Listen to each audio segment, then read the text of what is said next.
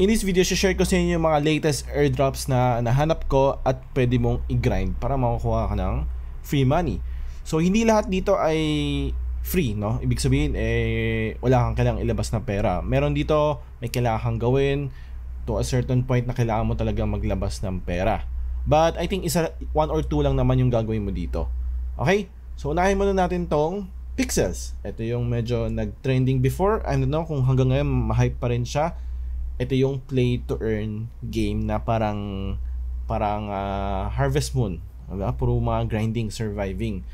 Under Ronin network to. So if meron kang Ronin wallet, pwede mo siyang laruin. So dito, same as kung paano mo siya nilaro before, kung nalaro mo na to before. Pero dito kasi nagkaroon sila ng airdrop season 2 kung saan ilalabas nila yung token nila na Pixels, no? Tick symbol na pixel. So dito, kailangan mong umabot sa top 7,000 players. So top 7,000 players sa leaderboard ay makakuha ng airdrop na Pixel. Pero kung hindi ka umabot sa top 7,000, okay lang yun. Meron pang additional 1,000. Randomly, mapipili sa mga players na umabot ng 3,000 points. So paano makakuha ng mga points? Most likely, grind. Kung paano mo siya nilalaro, ganun din yung gagawin mo dito. Okay? So, I suggest na try nyo kung nagustuhan nyo yung Pixels. Go ahead.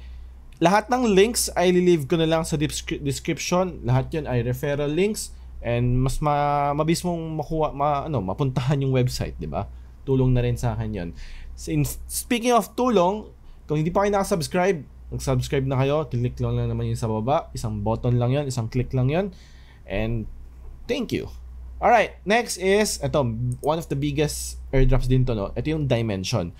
So apparently tapos na yung snapshot. Okay, so check nyo, lagay nyo dito yung address nyo, check nyo kung meron kayong airdrop na makukuha. Dimension is a layer 2, I believe, or layer 1 na under Celestia, no? Under modular na blockchain. Ito yung medyo bagong klaseng blockchain, no? Ano yung mga eligible? Sino yung mga eligible para sa airdrop? If nag-stake ka ng TIA na at least one token. At least one token lang na TIA on or before December 19. Or if active ka sa Arbitrum, sa Optimism, sa Base, sa Blast, kung marami kang ginagawa doon, kung marami kang ini-interact na decentralized application o mga protocols, eligible ka rin sa airdrop. Next is pa nag-stake ka ng Atom sa Cosmos, no? Liquid stake na Atom or Osmosis. Delegators, ito yung mga nag-stick. Next is sa Solana. If active ka on or before December 19, gumamit ka ng mga various protocols like Wormhole, Tensor, Drip, eligible ka rin for airdrop this one. Lastly is kung holder ka ng Pudgy Penguins, Bad Kids, Mad Lads, and Tensorians on or before 19 or 18, kung meron ka pa rin hold, di mo binenta on or before December 19, eligible ka rin for airdrop. So, tatype mo lang dito yung address mo, anong chain ka active, then makikita mo kung ilan yung nakuha mong Dimension. Next is yung Legiti Yield or Legiti Finance. Ito naman is a multiple airdrop sa isang platform.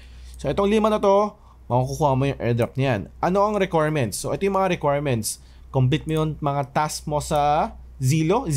Ito yung mga task. 1 XP is equals to 1 point. 1 airdrop point.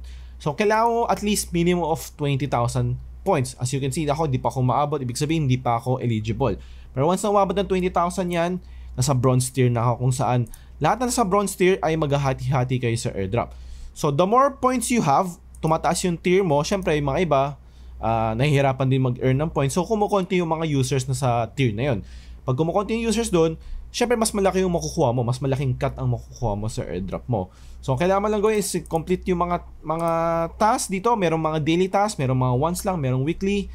At kung di mo kaya tapusin or gusto mo pa extra incentive, pwede ka mag-tweet and earn. So pero kailangan mo minimum of 500 engagement and 1,000 minimum followers ka. So probably most of you hindi na eligible for this one or mahihirapan kayo. Or next is pwede kayo mag-invest sa pre-mining. Sa pre-mining is kailangan mo ng USDC. Magde-deposit ka sa kanila, ilalak mo siya for 3 months or 6 months or 1 year. The higher the duration, mas malaki yung multiplier mo. As you can see, sa 1 year is times 12. Dito, pag nag-deposit ka ng USDC, automatic meron ka nang makukuhang LDY. Ito yung i-airdrop sa inyo. Automatic na makukuha ka ng LDY. Plus yung airdrop points. So parang double ano yan double whammy, di ba? Pero itong makukuha mo LDY tokens ay naka-vesting yan for 6 months. So once na nilabas na yung token, hindi mo yan agad makukuha. Mag-aantay ka muna ng 6 months or pa konti niyang ibibigay sa iyo every month or do. So syempre the higher na nilak mong USDC, mas malaki yung makukuha mong LDY, plus malaki yung airdrop points na makukuha mo. So if may capital ka, hindi mo naman kailangan galawin. And anyway, so itong nilak mong USDC, makukuha mo yan after a year, 6 months, or 3 months. So kailangan natin pagkatiwala yung legitimate na ibabalik nila yan. Kasi 100% ibabalik na yan. You get USDC 100% back after lock period. So, kumbaga, ilalak mo lang, papahirap. Kumbaga parang pinahiram mo yung USDC mo at makukuha ka ng airdrop, makukuha ka ng airdrop points. So, if meron ka enough capital, then go ahead, no? Lastly is yung scallop. So, sabi sa akin sa Discord is tapos na yung phase 1. Nasa phase 2 na daw tayo. So, sa phase 2 daw, ang kailangan mong gawin dito is mag-lending and borrowing. Ang scallop is under Sui blockchain. So, kailangan mo ng Sui wallet. So, sa scallop is kailangan mo mag-collateral. Kailangan mo magpahiram ng marami siyang assets na available dito. Meron akong tutorial about lending and borrowing platform. Medyo luma na. Search nyo lang sa YouTube ko. Same lang yan. So, ito yung mga available assets na pwede mong ipahiram sa mga tao. Sui, USDC, USDT, Cetus, and VSui.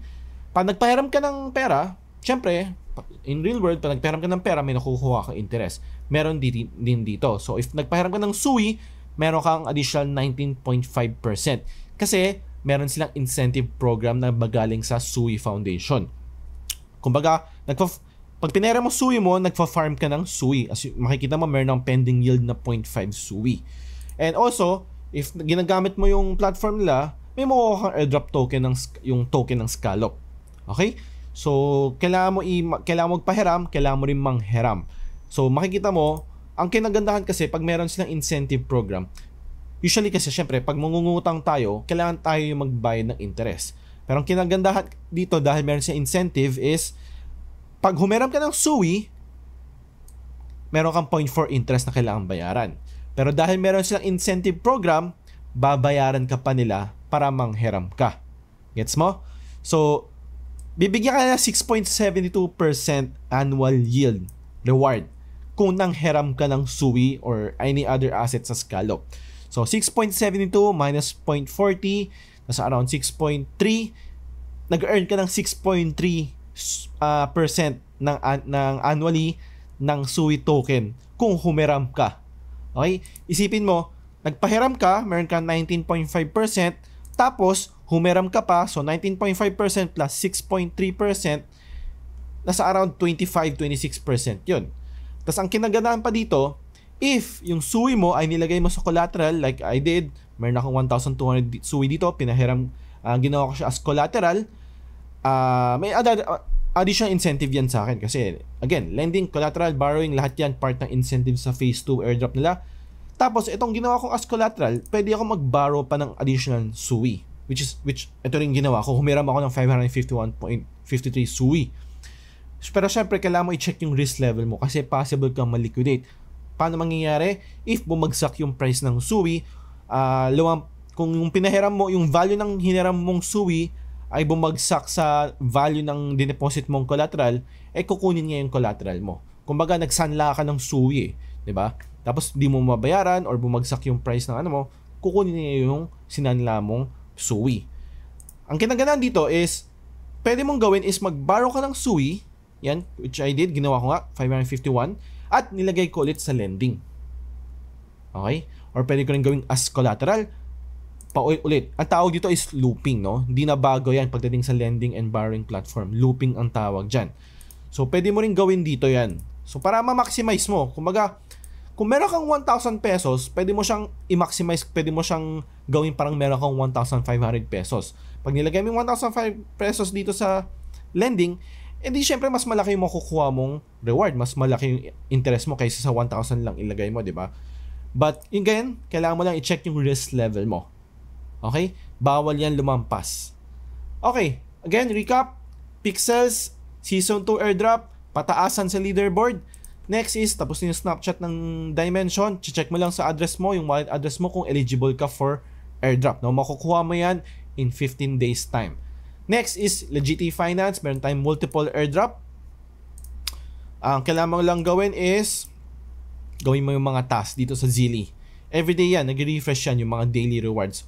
Kailangan mo umabot ng 20,000 points para maging umabot sa bronze tier. Kailangan mo umabot ng bronze tier para makakuha ng airdrop.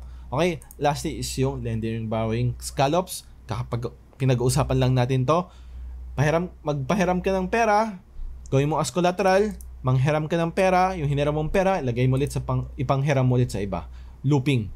Ingatan mo lang yung risk level mo.